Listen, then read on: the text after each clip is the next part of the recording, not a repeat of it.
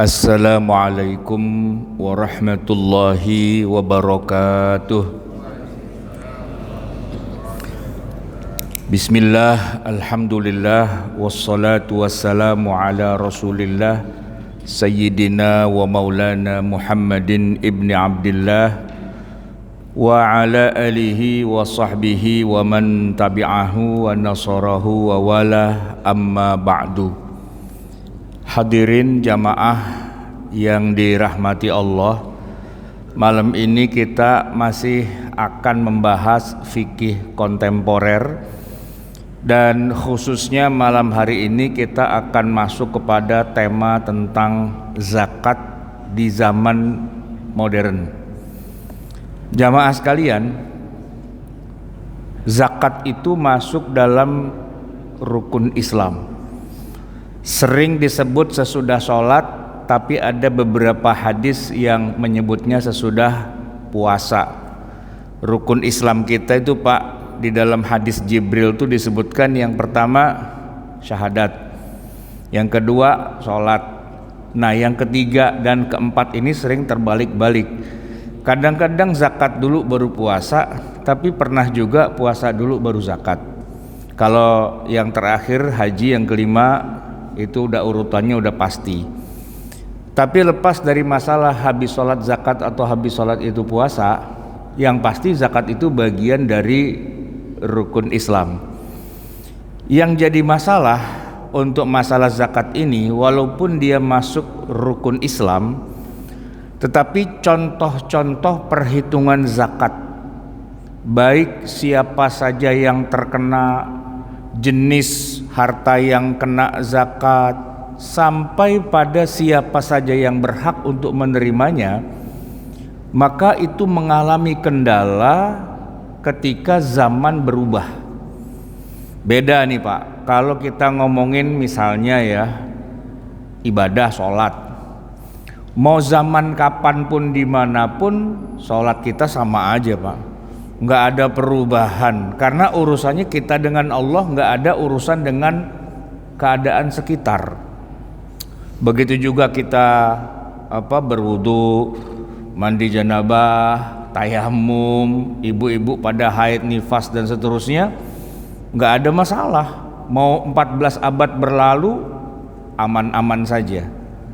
Tapi begitu kita masuk ke zakat, nah jangankan sudah 14 abad Pak, ketika Islam menyebar keluar dari Jazirah Arabia, itu langsung punya masalah. Kenapa? Saya kasih contoh Pak. Kan yang disebut dengan zakat itu misalnya nih ya, yang paling dasar sekali, zakat atas hasil tanaman, yaitu tanaman yang disebut dengan az-zuru' was-thimar. Begitu para ulama nuliskannya, zakatuz zuru' was-thimar, zakat atas tanaman dan thimar. Thimar itu penghasilan, ya sama, zuru' thimar. Kita nggak punya Pak padanan kata dalam bahasa Indonesianya, tetapi kalau diberi contoh di zaman Nabi itu ya, zuru' thimar. Thimar itu contohnya adalah kurma, anggur. Sedangkan zuru' itu adalah tanaman yang hasil panennya itu untuk makanan pokok. Sebenarnya kurma dan anggur juga makanan pokok sih, tapi nggak disebut dengan zuru'. Zuru' itu kayak gandum ya. Istilah-istilahnya nih Pak, kalau kita bilangnya gandum doang, tapi di sana ada istilahnya, ada istilah qamah, ta'am, syair ya, ada lagi istilah yang mirip-mirip kayak gitu. Kita nggak bisa bedain karena semua kita terjemahkan gandum. Nah masalahnya Pak, di kitab-kitab fikih klasik itu beras gitu Pak nggak disebut, beras nggak disebut. Karena rata-rata para ulama fikih itu hidupnya di wilayah yang tidak kayak kita Pak.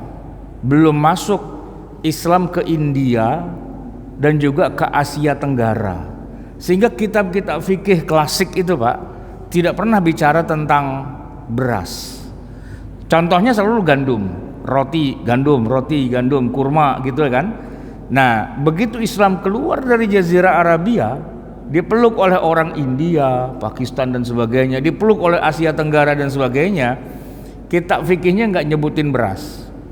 Nah, itu kan problem. Tapi kemudian para ulama lokal, orang Indonesia nih Pak, ya para kiai kita masa lalu kan pada belajar ke Timur Tengah. Lalu di situ terjadi, ya udah kalau gitu beras masukin juga, karena itu makanan pokok kalian bangsa Asia Tengah dan Asia Tenggara. Nah, masuk tuh Pak beras ke dalam buku fikih, kitab fikih. Tapi bukan yang klasik, yang udah agak modern gitu ya. Nah, dari situ jamaah sekalian kita bisa lihat bahwa di masa Nabi tidak kesebut itu yang namanya beras, ya kan? Pertanyaannya, apakah petani beras atau padi itu terkena zakat? Nah, kan itu jadi problem karena tidak ada teks dalam Al-Quran atau tidak ada teks dalam hadis, contohnya nggak ada.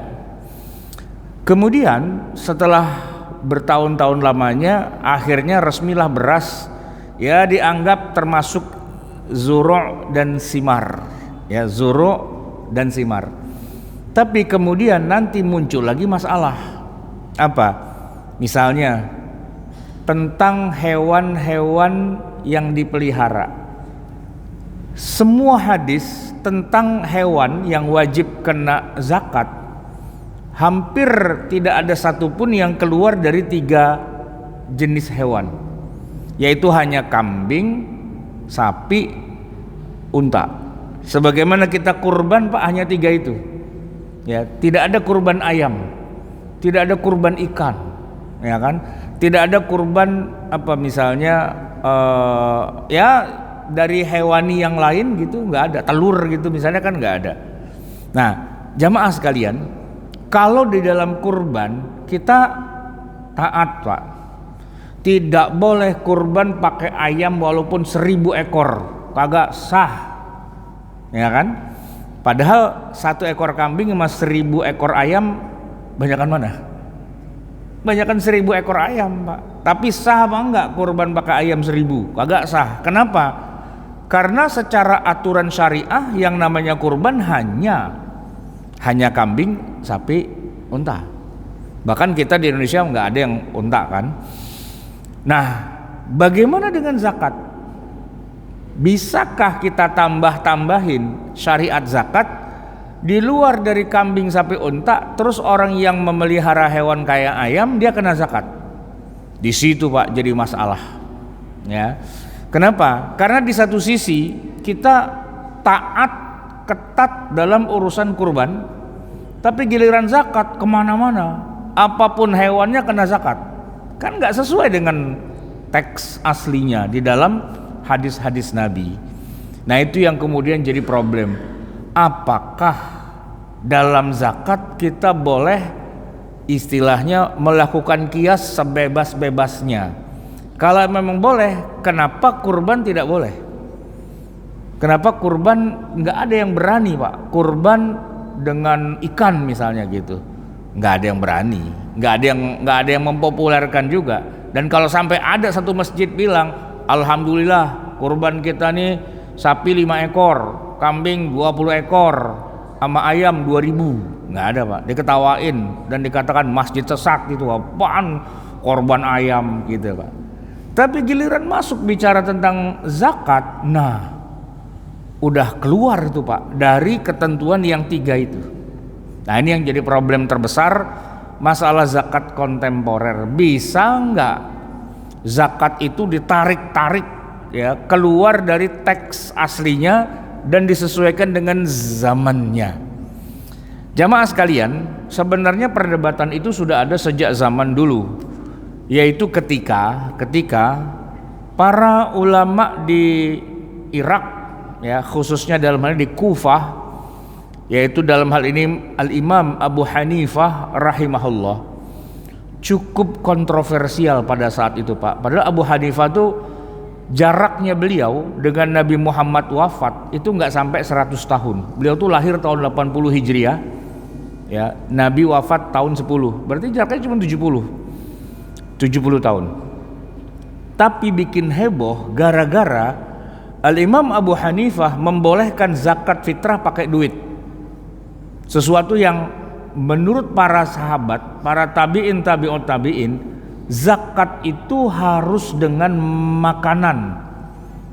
Harus dengan makanan. Jadi kita makan apa ya? Kalau bangsa Arab makannya gandum pastinya kan? Atau mungkin juga kurma gitu. Di dalam semua hadis Nabi, Pak, tidak ada Nabi mengeluarkan zakat fitrah itu pakai duit. 70 tahun setelah Nabi wafat, Imam Abu Hanifah mengatakan boleh diganti pakai duit asalkan seharga dengan itu. Nah, jadi sudah muncul itu, Pak. Problem berikutnya yaitu boleh nggak katakanlah diperluas gitu. Tidak lagi dengan makanan, padahal nama zakatnya zakatul fitr. Al-fitr bermakna ta'am. Fitr itu artinya makanan. Fitr itu bukan suci gitu, bukan. Itu orang Indonesia aja salah kaprah nerjemahin semaunya gitu. Idul Fitri kembali ke suci, enggak. Idul Fitr, Id itu artinya hari raya, fitr itu makanan. Karena kita diwajibkan makan di hari itu, disunnahkan makan sebelum kita sholat Id, dan kita diwajibkan membayar atau membagikan makanan kita kepada fakir miskin, yaitu zakatul fitr. 70 tahun kemudian Imam Abu Hanifah mengatakan enggak apa-apa, enggak usah makanan, kasih duitnya aja. Nah, di situ terjadi perdebatan. Mereka yang membela Imam Abu Hanifah mengatakan begini, sebenarnya itu makanan juga, cuman biar praktis kasih aja duitnya, nanti dia beli makanan. Jadi bukan dalam arti mengganti itu kemudian bukan makanan, tetap orientasinya adalah makanan. Cuman boleh jadi, ini kita bayangkan di Kufah di zaman itu, Pak, tidak semua orang punya simpanan gandum di rumahnya, tapi kalau punya simpanan uang mungkin ada. Jadi daripada 2 kali langkah, ya kan, daripada 2 kali mendingan sekali aja. Ini duitnya kasih aja kepada fakir miskin, lu beli sendiri gih sono makanannya. Tahu ujung-ujungnya dia makan-makan juga gitu, Pak. Sementara kita nih orang Indonesia rata-rata bermadzhab Syafi'i, ketat, tidak bisa, ya, tetap harus makanan. Walaupun kita juga tidak punya beras, Pak, di rumah itu, nggak punya, gitu. Kita kan hidup di zaman sekarang yang nggak model nyimpen beras, nggak model, Pak. Kita kalau mau makan tinggal zaman sekarang tinggal pakai HP, makanan udah matang datang sendiri, ya kan? Nah, di masa Nabi, di masa para sahabat, tabi'in dan sebagainya, memang orang kalau dibilang miskin itu nggak punya persediaan gandum di rumahnya. Untuk hari itu aja dia nggak punya. Dan dikatakan orang itu sudah cukup kalau dia punya untuk yang dia makan hari itu dan untuk besok, begitu. Ukurannya sesimpel itu dan sesederhana itu. Pak, kalau ukurannya itu di zaman sekarang, kita ini semua miskin, Pak, karena kita nggak nyimpan beras buat besok. Kenapa? Karena setiap makan kita telepon, setiap makan kita ke warung, setiap makan kita beli sesuatu yang lebih mewah daripada cuma punya beras sebenarnya, gitu. Nah, maka Al-Imam Abu Hanifah berpikirnya simpel saja. Memang paradigmanya berubah. Orang itu tidak punya beras di rumahnya, dia punya duit, maka dia bisa ke pasar beli beras, lalu berasnya dikasih orang miskin, daripada 2 langkah, 1 langkah aja. Sementara mazhab yang lain, khususnya mazhab Syafi'i, nggak bisa ngasih makanan pokok yang masih mentah, gandum, beras dan sebagainya. Itulah ibadahnya. Itulah ibadahnya. Ibarat kata gini, Pak, kurban ya. Kurban kan ujung-ujungnya kita kasih orang daging gitu ya. Boleh nggak, Pak? Ini orang miskin, kita kasih duit. Berapa harga kambing? 3 juta. Ini gue kasih duitnya 3 juta, lu beli sendiri, lu potong sendiri. Boleh nggak, Pak? Boleh nggak kayak gitu? Kan enggak kan? Nggak bisa. Harus kita beli kambingnya, lalu kita sembelih, baru dagingnya kita bagi-bagi. Begitulah yang namanya kurban. Jadi harus kambing. Nah maka di dalam mazhab Syafi'i, zakat itu ritual. Anda nggak punya beras, ya Anda beli dulu beras, beli gandum. Anda sudah punya, berikanlah dalam bentuk makanan itu kepada fakir miskinnya. Memberi dalam bentuk makanan itulah ibadahnya, dan bukan cuma ngasih nilainya, bukan ngasih alat untuk belinya. Nah begitu. Al-Imam Syafi'i dan juga para ulama yang lain sepakat bahwa zakat itu ritual, bukan semata-mata sekedar orang kagak lapar gitu, bukan gitu. Kalau cuma sekedar kagak lapar, sini, yuk makan di rumah saya, kenyang, selesai kan? Tapi masalahnya bukan bagaimana orang lapar dan dikasih makan, bukan, yaitu bagaimana ini bahan makanan pokok dengan jumlah tertentu, satu sok, itu ritualnya adalah memberi makanan pokok yang masih mentah berupa gandum ini dengan jumlah satu sok diberikan kepada fakir miskin, dan itulah ritual peribadatannya. Nah jamaah sekalian yang dirahmati Allah, itu kalau kita bahas dari dua mazhab itu saja memang dari awal sudah pisah ranjang itu mereka, ya kan? Nah maka di zaman modern ini ketika banyak para ulama kontemporer kemudian menggunakan pendekatan yang kayak Imam Abu Hanifah, sebagian yang bermazhab Syafi'i tetap tidak bisa, tidak terima. Jadi tetap kita buka setan penerimaan zakat fitrah, yang nerimanya beras. Kalaupun ada orang datang bawa duit, ya kan, dia jualan beras di situ, Pak. Dia jualan beras. Ya udah, Bapak sini duitnya, ini ada beras, Bapak beli, nanti Bapak serahin ke kita, gitu kan. Bisa jadi berasnya sampel, bisa jadi berasnya fisik gitu ya, it's okay. Nah tapi tetap ujung-ujungnya pada akhirnya ini beras sampai ke rumahnya orang miskin. Bukan saya kasih uangnya, bukan saya transfer, tapi saya menyampaikan amanah dari muzaki, ini beras tolong diterima. Nah gitu, ada akadnya dan sebagainya. Nah itu beradu, Pak, nggak ketemu, dua kelompok ini nggak ketemu. Nah mereka yang bermazhab Hanafi kemudian memainkan itu semua, bahkan saking jauhnya mainnya tuh, Pak, ya kan aslinya itu ngasih makan sebenarnya kan. Yang namanya zakat itu, zakat fitrah, namanya saja sudah fitr. Fitr itu artinya makanan. Dulu ributnya adalah harus kasih makanan aslinya atau boleh duitnya doang. Tapi kalau hari ini sudah keluar dari semua itu, Pak. Udah nggak ngomong makanan lagi, bahkan duitnya pun bukan buat fakir miskin makan. Duitnya buat ngebenerin AC-nya masjid gitu. Duitnya buat uang kebersihan, duitnya buat yang lain-lain. Udah jauh banget dari ritual ibadah aslinya. Zakat untuk bangun masjid, nah gitu, Pak. Zakat untuk pesantren, zakat untuk kegiatan-kegiatan keagamaan. Maulid Nabi pakai zakat, Isra Mi'raj pakai zakat, ya kan? Kegiatan-kegiatan apa pakai zakat. Karena begini, Pak, pakai dalil alokasi harta zakat itu kan ada 8 asnaf. Nah 8 itu kan salah satunya fisabilillah. Maka ya ini kita bikin acara kegiatan keislaman, ini kan fisabilillah gitu, Pak. Jatuhnya jadi ke sana. Itu, Pak, cukup merata juga, khususnya di muslim perkotaan, menggunakan dana zakat untuk kegiatan-kegiatan keislaman. Ya kalau pakai kitab fikih klasik, Fathul Mu'in gitu ya, pakai kitab fikih Matan Al-Ghaya wa Taqrib, kagak ketemu itu, Pak. Nggak bisa, harus makanan mentah. Kalaupun kita nggak punya, kita beli dulu, kita serahin kepada amilnya nyerahin dalam bentuk makanan. Tidak boleh berubah menjadi proyek kegiatan dan seterusnya.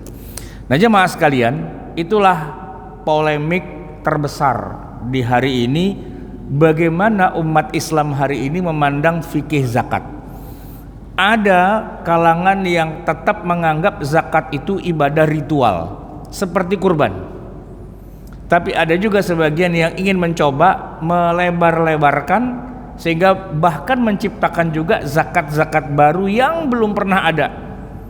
Kan kalau di zaman Nabi zakat itu kan terbatas, tanaman, ternak, ya kan, emas, perak, apalagi katakanlah harta perniagaan yang ditumpuk untuk dijual, yang disebut dengan zakat urudut tijarah gitu ya.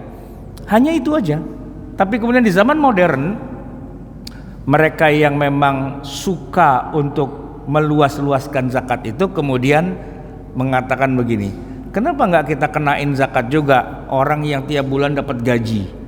Kenapa nggak kita kenain zakat juga para miliuner yang sekali dapat objekan, borongan, itu tiba-tiba kaya raya? Misalnya Pak, di zaman sekarang, tapi adanya baru di sekarang, ada orang main bola Pak, main bola dibayar miliaran. Ada orang nyanyi-nyanyi doang dibayar miliaran, ya kan?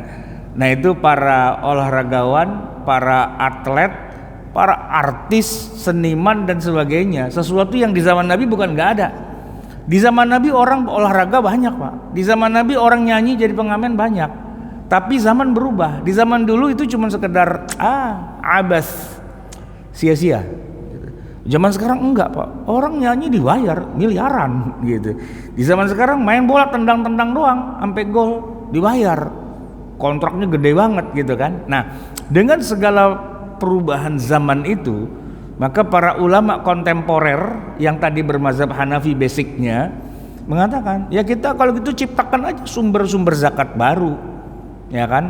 Ada namanya zakatul kasbil amal wal mihanil hurrah. Zakatu kasbil amal wal mihanil hurrah. Ada dua tuh Pak ya. Zakat atas kasbul amal.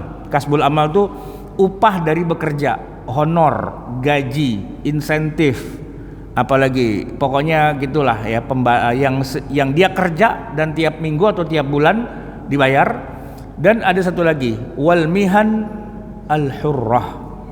Mihan itu profesi yang hurrah, yang lepas. Tadi artis kan nggak digaji Pak, tapi dia dapat proyek, ya kan, dapat honor besar begitu. Atau seniman, atau bahkan politikus gitu kan. Nah di zaman modern kemudian difikirkanlah gimana caranya biar orang-orang itu jangan sampai nggak bayar zakat. Maka diciptakanlah zakat modern yang baru ada di zaman ini saja. Tokohnya adalah Dr. Yusuf Al-Qaradawi. Di dalam disertasi, dia bikin disertasi doktor di Al-Azhar 50-an tahun yang lalu dengan menuliskan judul disertasinya adalah Fiqhuz Zakah, zakat, memahami fikih zakat begitu. Nah dari buku atau disertasinya itulah kemudian menyebar ke seluruh dunia. Bermunculanlah lembaga-lembaga amil zakat yang punya semangat tinggi.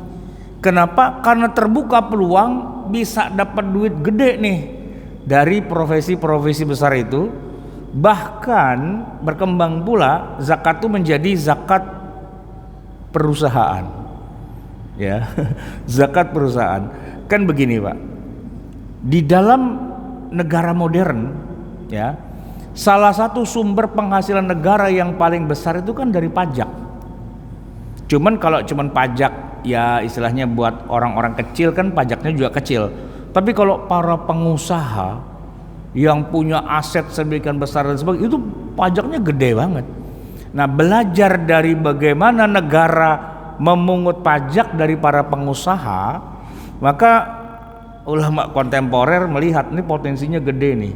Gimana kita ciptakan sebuah zakat, kita rekayasa agar perusahaan pun kena zakat.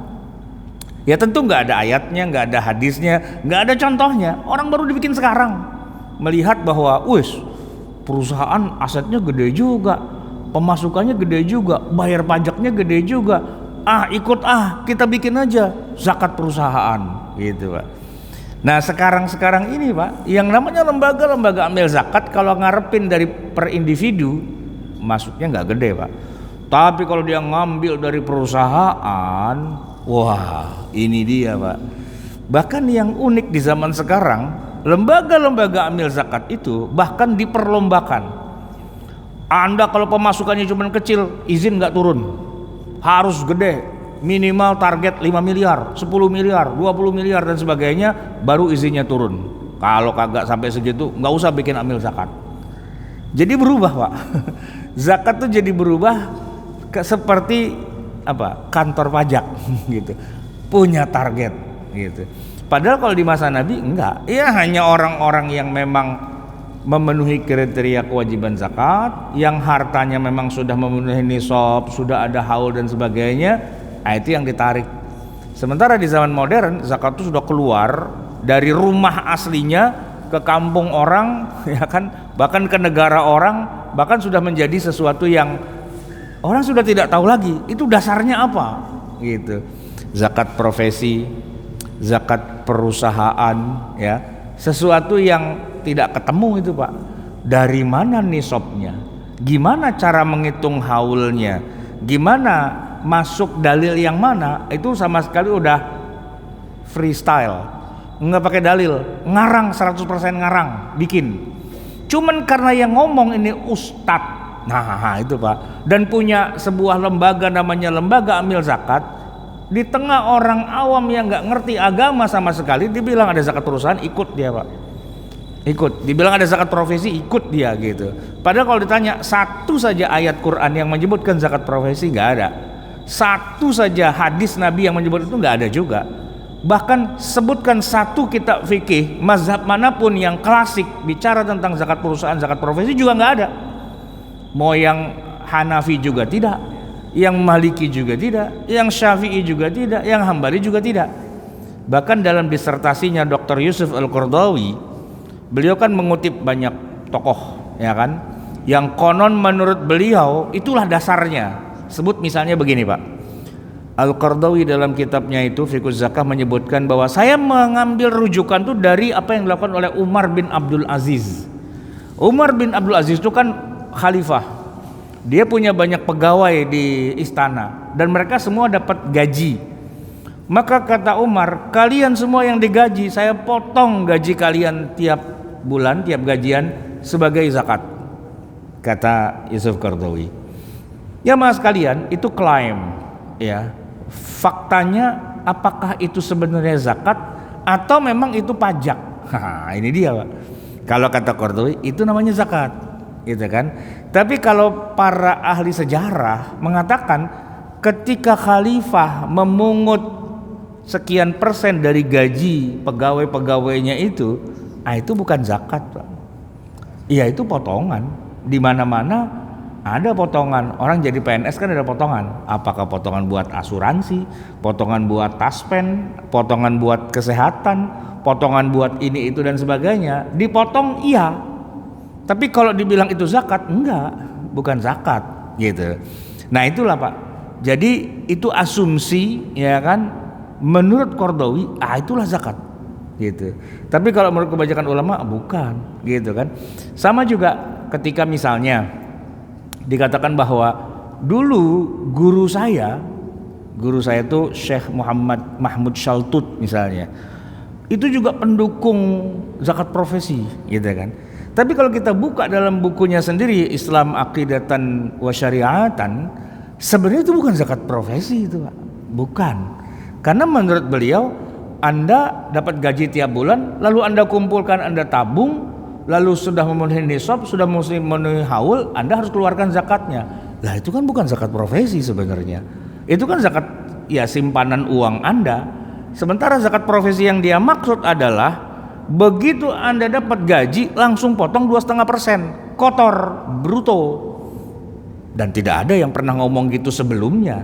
Nah, jadi jamaah sekalian yang dirahmati Allah, zakat profesi yang digagas oleh Dr. Yusuf Al-Qaradawi itu sebenarnya kalau dalam dunia fikih itu sesuatu yang belum pernah dilakukan oleh para ulama. Tapi Qaradawi dengan gagasannya, ya itu adalah disertasi di Al-Azhar, dianggap inilah dasarnya. Nah, semua lembaga-lembaga amil zakat di Indonesia, bahkan di Malaysia dan di mana-mana, kalau kita tanya, Anda bikin lembaga amil zakat, mungut-mungutin duitnya orang pada gajian dan perusahaan, itu dasarnya apa? Keluar bukunya, Fiqhuz Zakah versi Dr. Yusuf Al-Qardawi gitu.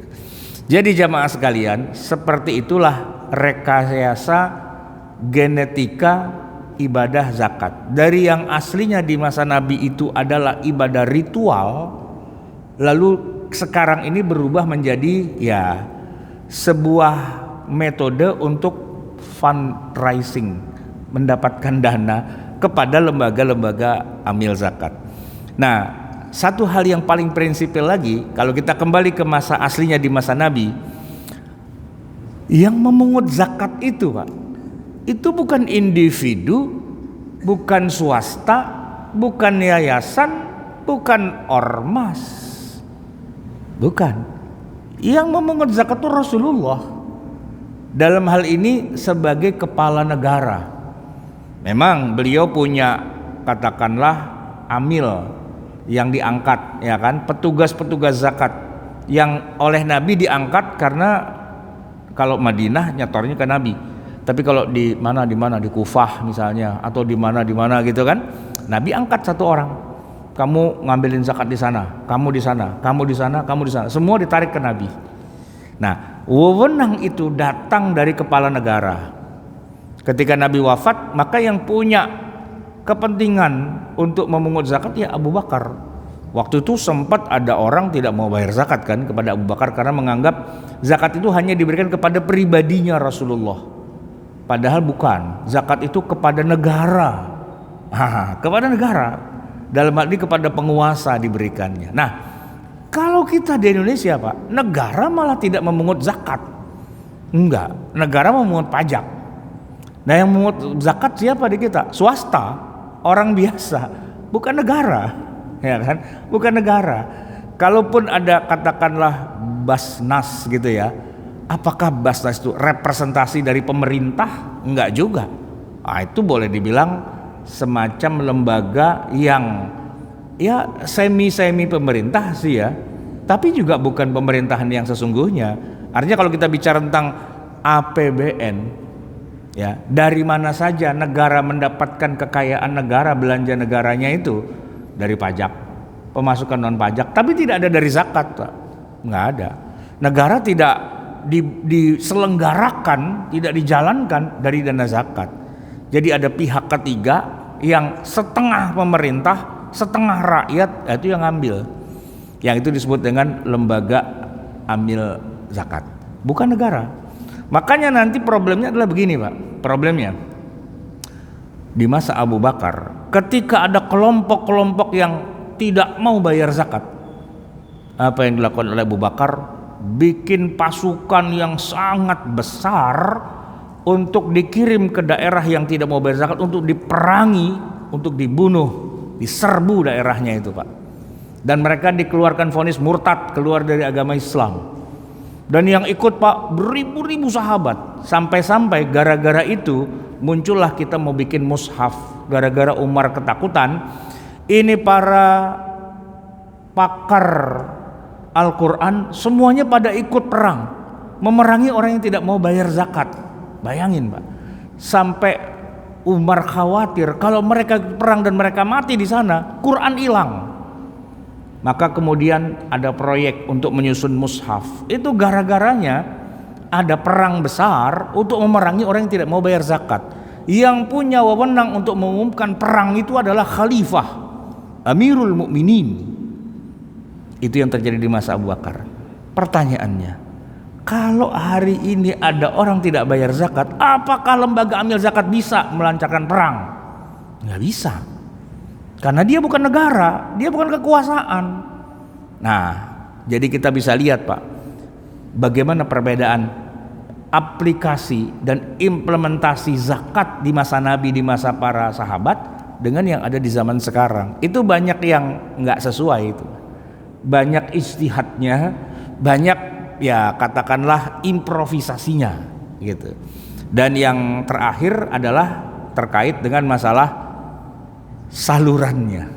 Ya, jamaah sekalian, Dengan banyaknya lembaga amil zakat itu, Pak, sementara mereka tidak punya database bersama tentang siapa yang berhak untuk diberi, kan ada dua kemungkinan. Pertama overlap, yang kedua ada yang nggak kebagian. Udah pasti itu, Pak. Apakah lembaga-lembaga amil zakat itu punya data bersama? Kalau dibilang orang miskin, siapa saja orang miskin di Indonesia ini, datanya jangan overlap ya. Jangan udah dapat dari amil sana, dapat amil sini kan overlap. Atau jangan sampai ada yang nggak kebagian juga. Nah, dari segi pendataan itu nol besar, nggak ada datanya, nggak ada. Jangankan lembaga amil zakat, negara saja, Pak, tidak punya data itu. Negara kita tuh nggak punya data itu. Siapa orang miskin di Indonesia, nggak ada datanya, gitu. Nah, karena datanya tidak pernah terupdate dengan baik gitu kan. Kita kan selalu bermasalah itu kan. Maka ketika dana di luar zakat, ketika ada dana bantuan langsung, apa itu Pak? BTL apa namanya? Kayak gitu-gitu kan. Seringkali banyak yang nggak dapat atau yang dapat double atau datanya sudah nggak valid gitu kan. Emang kebayang sih Pak, bagaimana mungkin kita negara besar di dunia, 270 juta rakyatnya, datanya berantakan. Terus kalaupun pemerintahnya kaya, mau bagi-bagi duit kepada rakyatnya, itu datanya nggak ada yang valid. Kenapa? Karena kan berjenjang kan, dari atas ke bawah, ke bawah, ke bawah, ke bawah. Di atas 100 sampai bawah tinggal 10, di tengah jalan bocor. Kan gitu kan yang terjadi di kita kan, selalu begitu, apapun selalu terjadi begitu. Itu negara, bahkan negara. Bayangkan kalau itu semua yang lakukan adalah swasta, tidak ada audit, tidak ada keterbukaan dan sebagainya. Lari kemana dana itu? Ya tentu lari ke fakir miskin menurut versinya masing-masing. Nah gitu. NU punya lembaga amil zakat, salurkan kemana orang miskinnya? Orang miskin tapi yang NU. Muhammadiyah punya lembaga amil zakat, salurkan kemana? Orang miskin yang Muhammadiyah. Dan seterusnya begitu. Jadi tidak kepada masyarakat umum tapi kepada pendukung kami dong. Kami kan ormas kami berdasarkan ikatan-ikatan tertentu. Apa NU, apa Muhammadiyah atau apa dan sebagainya. Semua pada punya lembaga amil zakat. Kalaupun disalurkan, gimana cara menyalurkannya? Mereka nggak punya database bersama dan mereka tidak ada kerjasama juga, ya kan? Waktu mencarinya pun rebutan juga, Pak. Bayangin, sebuah lembaga amil zakat besar di dalamnya pecah, lalu jadi 1, 2, 3, 4 dan masing-masing itu kemudian saingan satu sama lain, rebutan. Ini perusahaan gede nih, saya mau garap. Yang lain begitu juga, uber-uberan. Kebayang kan apa yang terjadi? Maka kalaupun di Indonesia ada undang-undang zakat, undang-undangnya tidak bicara tentang fikih. Undang-undangnya cuma bicara melindungi lembaga-lembaga berzakat ini ketika dia menyedot dana dari masyarakat biar nggak disalahin, dikasih payung hukum undang-undang. Tapi kalau bicara zakat aslinya malah tidak ada, malah nggak berjalan. Nah sehingga kita sebagai rakyat, sebagai umat mau bayar zakat bingung, kemana saya bayar zakat, gitu kan? Akhirnya kalau yang paling simpel dan paling sederhana, akhirnya nih Pak, ya kita bikin masjid, lalu masjid punya amil dan kita kenal dengan amilnya, orang baik, orang jujur, ya kan? Lalu kita juga punya tetangga yang menurut perkiraan kita, inilah orang miskin di depan mata, inilah orang fakir di depan mata. Nah maka banyak yang kemudian berpikirnya kemudian kita ciutkan saja. Amil itu sekelas masjid aja. Siapapun orang yang bertetangga di masjid, kalau dia orang kaya, dia serahkan zakatnya ke masjid, ke amil di masjid. Lalu nanti amil inilah yang setiap hari ketemu dengan masyarakat. Kalau ada orang miskin yang kira-kira dia butuh dana dan sebagainya, ya dia salurkan kepada orang yang terdekat. Itu yang disebut dengan hakul jiran, haknya tetangga. Nah kita bertetangga dalam konsep masyarakat modern hari ini, ruang lingkup RT, RW, di situ ada masjid, di situ ada amil zakat dan kita terbiasa menyerahkan zakat kepada amilnya, tinggal diteruskan saja. Dan itu yang sudah kita lakukan selama ini kan. Setiap tahunnya dibikinlah amil zakat. Cuman sayangnya begitu lebaran dibubarin, ntar bikin lagi tahun depan. tiap lebaran dibubarin kan gitu. Nah seharusnya amil zakat di setiap masjid itu jangan cuman pas zakat fitrah saja. Seharusnya itu ambil yang terus-terusan. Karena zakat bukan hanya zakat fitrah. Kalau ada orang punya tabungan, kan ada hitung-hitungannya. Gimana cara menghitungnya, kapan dia terkena zakat, berapa banyak nisabnya dan sebagainya. Ya. Kalau orang punya tadi misalnya emas atau perak, atau dia punya perdagangan, atau dia punya ini itu dan sebagainya, harusnya kan dijelaskan. Begini loh cara bayar zakatnya sesuai dengan petunjuk Nabi. Nah, apa yang benar-benar datang dari Nabi dalam kitab-kitab fikih itulah yang harusnya dijelaskan kepada masyarakat sehingga bisa bilang begini, Pak Ustadz yang ada di masjid, tolong dong ke rumah saya, tolong bantuin saya ngitungin, saya harus keluarin zakat berapa ini. Nanti kalau udah ketahuan saya akan setor, gitu. Nah, sebagai orang yang tinggal di satu lingkungan yang sama, kita tahu orangnya, kita lihat, kita saksikan, ya kan? Tidak mungkin bohong dan datanya udah pasti valid. Kenapa? Karena real di depan mata. Bukan data yang dikumpulkan naik ke atas ke atas dan menjadi beribu-ribu data yang tidak bisa tervalidasi. Seharusnya data itu tervalidasi. Gimana caranya? Datanya jangan banyak-banyak. Satu RT, satu RW, satu lingkungan masjid. Nah, kita lihat orangnya. Setiap hari mungkin dia ketemu di sini. Ya kan, orang kaya, orang miskin ketemu di masjid, Pak. Lihat hidungnya, lihat kenyataan sehari-harinya dan tidak mungkin fake, tidak mungkin bohong. Kenapa? Karena datanya real di depan mata. Dan rumahnya kelihatan. Dan kita kenal dia siapa, bapaknya siapa, keturunannya siapa. Kita tahu perilaku dan sebagainya. Tidak mungkin data itu ngibul. Kenapa? Karena real di depan mata dan tidak terlalu banyak. Itulah yang seharusnya dilakukan dalam rangka menghidupkan zakat itu adalah ruang lingkup yang enggak terlalu besar, bukan senegara, bukan datang-datangin perusahaan besar begitu, tapi lihat realita di tengah masyarakat, siapa saja di antara mereka yang masuk dalam 8 asnaf itu dan siapa saja mereka yang memang dia wajib bayar zakat. Begitulah sebagaimana sabda Nabi dulu di awal, khudz min aghniyaihim, ambillah harta zakat itu dari orang-orang kaya mereka di satu lingkungan, faturaddu ala fuqaraihim, dan dikembalikan kepada orang-orang fakir di tengah mereka sendiri. Boleh jadi Pak, orang kayanya sama orang miskinnya setiap hari ketemu dan real, bukan fake, bukan data bohong, data yang selalu tervalidasi setiap hari, sehingga rasa itminan kita ketika berzakat itu betul-betul terbukti. Nah, cuma sayangnya kayak gini nggak jadi duit, Pak. Ini kerja sosial, nggak ada duitnya, nggak bisa ditarik sekian miliar gitu. Apanya yang miliar? Orang ruang lingkupnya cuma RT RW, nggak pakai ngomong miliar, nggak seru. Dan orang nggak tertarik ngomongin itu. Orang tertariknya bikin lembaga amil zakat yang bisa morotin tuh perusahaan-perusahaan besar yang duitnya miliaran. Terus gimana cara mengembalikan kepada fakir miskin dan sebagainya? Itu nanti ngomonginnya belakangan. Yang penting duitnya dulu. Itu yang terjadi sekarang. Ya kan? Saya harus ngomong kayak gini kenapa? Karena orang udah keterlanjuran, udah keenakan dengan mencari uang atas nama zakat, mencari donasi ke sana kemari atas nama perjuangan ini itu dan sebagainya. Tapi dia tidak bisa buktikan. Benar nggak itu sampai kepada yang mustahik? Kayak apa buktinya? Realnya kayak apa? Nah itu yang terjadi. Jadi jamaah sekalian, memang zakat itu adalah rukun Islam dan wajib kita mengeluarkan zakat. Tapi sebenarnya semua ada aturan mainnya. Tidak asal yang penting ayo zakat, ayo infak, ayo sedekah dan sebagainya. Tapi tidak terdistribusikan secara bisa dipertanggungjawabkan. Nah itu yang jadi problem terbesar kita pada hari ini. Baik jamaah sekalian, udah isya ya? Udah masuk? Dikit lagi ya.